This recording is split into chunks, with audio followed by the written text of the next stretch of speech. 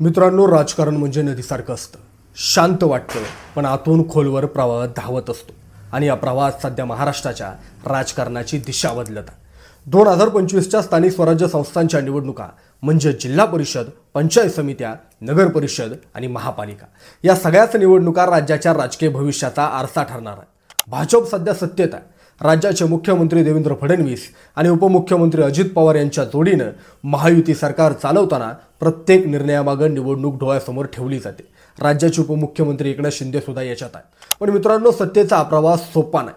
भाजपला वाटतं राज्याच्या सत्तेचा वापर करून स्थानिक स्वराज्य संस्थांवर कब्जा मिळवू. पण मैदानात उतरल्यानंतर चित्र वेगळं दिसतं. कारण सत्तेच्या गाड्याला अडतोय फक्त विरोधकच नाहीत, तर निसर्ग, शेतकऱ्यांचा राग आणि जनतेचा असंतोष हे तिन्ही लागलेले आहेत. यावर्षी पावसानं महाराष्ट्राच्या नकाशावर कहर केला. सप्टेंबरच्या शेवटी मराठवाडा, विदर्भ, पश्चिम महाराष्ट्र आणि उत्तर महाराष्ट्र सगळीकडे अतिवृष्टी, पूर आणि संकटाचा स्फोट झाला. गोदावरी, सीना, बिंदुसरा या नद्यांनी रौद्ररूप धारण केलं. 4 दिवसांच्या पावसानं गावं गेली, शेतं वाहून गेली आणि आयुष्य उद्ध्वस्त झालं. शेतकऱ्यानं हसत पेरलेलं स्वप्न पाण्यानं धुवून गेलं. आता तोच शेतकरी सरकारकडे आशेनं पाहतोय. मदत मिळेल का?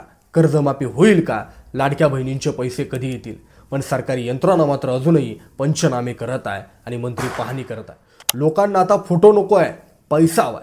दिवाळीच्या आधी आनंदाच्या दिव्याऐवजी पूरग्रस्तांच्या घरात अंधारा. मित्रांनो, भाजपसाठी निवडणूक फक्त सत्ता टिकवण्याची नाही, ही प्रतिष्ठेची निवडणूक आहे. शहरात त्यांचं संघटन मजबूत आहे, पण ग्रामीण महाराष्ट्रात अजूनही त्यांना पूर्ण ताबा मिळालेला नाही. जिल्हा परिषदांमध्ये अजूनही शरद पवारांचा प्रभाव, काँग्रेसचा पाया आणि शिवसेनेचा स्थानिक ओढा दिसून येतो. भाजपनं गेल्या काही महिन्यात मेगा भरती करून अनेक माजी आमदार, माजी जिल्हा परिषद सदस्य आपल्या गोटात घेतले. पण आता त्या सगळ्या समीकरणांना महापुराचा फटका बसला. कारण लोकांना सध्या पक्षाचं नाही, तर पोटाचं राजकारण महत्त्वाचं आहे. त्या शेतकऱ्याला विचारायचं आहे, त्यांचं पीक वाहून गेलंय, घर पडलंय, कर्ज वाढलंय. अशावेळी मोदींचं व्हिजन, फडणवीसांचा रोडमॅप हे शब्द त्याला परके वाटतात. आता गंमत अशी आहे, जेव्हा भाजप विरोधात होता तेव्हा त्यांनीच ओला दुष्काळ जाहीर करा, 25,000 हेक्टरी मदत द्या अशी मागणी केली होती. आणि आता सत्तेत येऊन म्हणतात ओला दुष्काळ असा शब्द शासनामध्ये नाही. लोकांना हे ढोंग कळतंय. मित्रांनो, विरोधकांनी फडणवीसांचे जुने व्हिडिओ सोशल मीडियावर व्हायरल करायला सुरुवात केली. त्या व्हिडिओमध्ये फडणवीस शेतकऱ्यांसाठी आवाज उठवतायत, पण आज जेव्हा ते सत्तेत आहे तेव्हा त्याच शेतकऱ्याला महाराष्ट्रात आंदोलन करावं लागतं. पाहणी दौरे सुरू आहेत. मंत्री गिरीश महाजन, दादा भुसे, पंकजा मुंडे, अजित पवार सगळे गावोगावी जात आहेत. पण शेतकऱ्यांच्या नजरा आता थंड आहेत. नेता आला, फोटो काढून गेला, ही भावना सरकारसाठी धोकादायक आहे. एका ठिकाणी राज्याचे मुख्यमंत्री स्वतः गेले. शेतकऱ्यांना विचारलं, साहेब आमचं काय होणार? त्याला पोलिसांनी दूर केलं. अशा प्रसंगी सरकारचं मनधैर्यच नाही, प्रतिमाही तुटते. भाजपनं 2007 नंतर ग्रामीण महाराष्ट्रात मोठं पाऊल टाकलं होतं. उत्तर महाराष्ट्र, विदर्भात जिल्हा परिषदांवर सत्ता मिळवली होती. पण आता सगळं बदललंय. मराठवाडा, सोलापूर, पुणे, सांगली, नांदेड, महाराष्ट्राच्या अनेक भागात पूर आणि आर्थिक संकटामुळे नाराजी वाढली.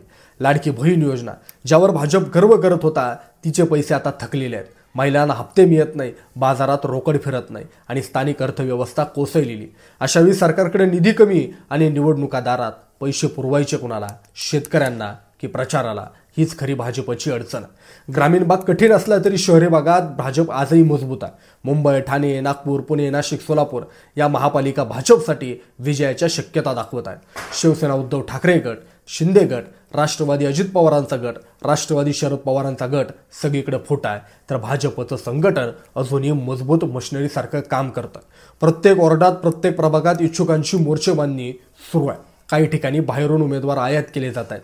दिवाळीनंतर पक्षप्रवेशाचे फटाके फुटतील, हा आतला माहोल आहे.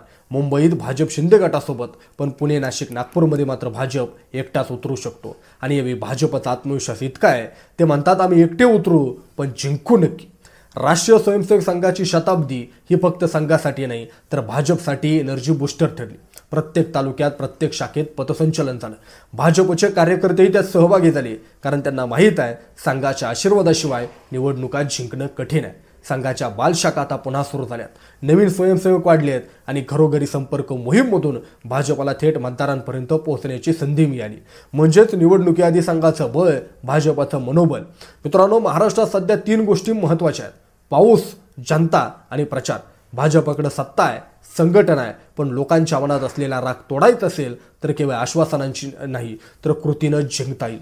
लोक आता म्हणतायत पावसानं आमचं घर नेलं आणि सरकारनं आमचा विश्वास, अशा वेळी कोणती रणनीती वापरणे भाजप हेच ठरवेल. 2025ची निवडणूक म्हणजे विजयाचा प्रवाह की सत्तेचा महापूर. तुम्हाला काय वाटतं कमेंट बॉक्समध्ये नक्की कळवा आणि अशाच प्रकारच्या व्हिडिओ पाहण्यासाठी आपल्या महाराष्ट्र वार्ता चॅनलला सबस्क्राईब करा ही विनंती. धन्यवाद.